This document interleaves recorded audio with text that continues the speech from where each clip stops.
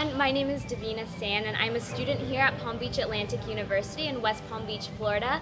With me is Dr. Lane Cohey, and we are so excited to share with you guys the new book that he wrote, which is The Disquieted Soul. And here's our Q&A.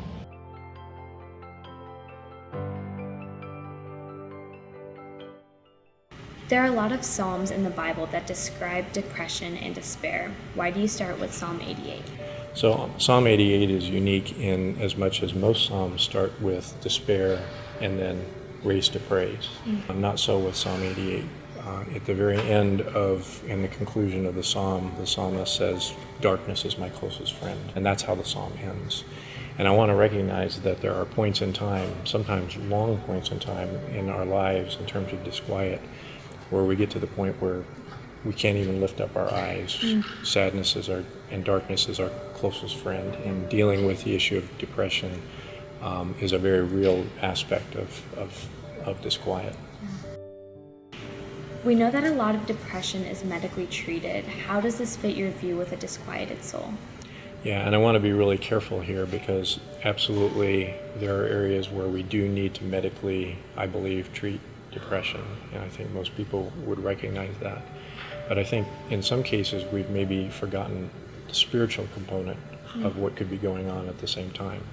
And so when we look at it, you can have kind of a circular thing going on between our maladies and our disquiet and things associated with shame and pride feeding depression, and depression being fed by that, and in turn disquiet being fed by depression. So it's kind of a circular thing that's going on, and I think that we need to treat both body and soul together.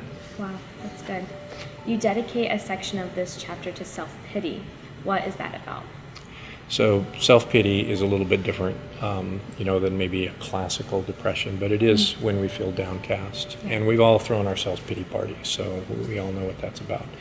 But some of us become very practiced over time at looking at ourselves and kind of a martyr complex. Nobody values me, nobody respects me, nobody sees me for what it's worth. And sometimes we read our own press release, we get somewhat infatuated with ourselves, and we get very, very angry when things don't go the way in which we want them to go or we expect them to go. And so in the book I give 3 examples. 2 of them are prophets out of the Bible, where people get themselves embroiled in self-pity. It seems like telling a person who is struggling with despair that they have a disquieted soul, and it seems like a hard message. Is that what you're saying? Well, I definitely want to be sensitive to people who are struggling with despair, and I think we've all felt that, and particularly those who have real grief over losses that I can't even imagine, such as the loss of a child. That's very real. But I think we also want to be aware that sometimes we can use our despair or we can use our pain as kind of a badge of honor.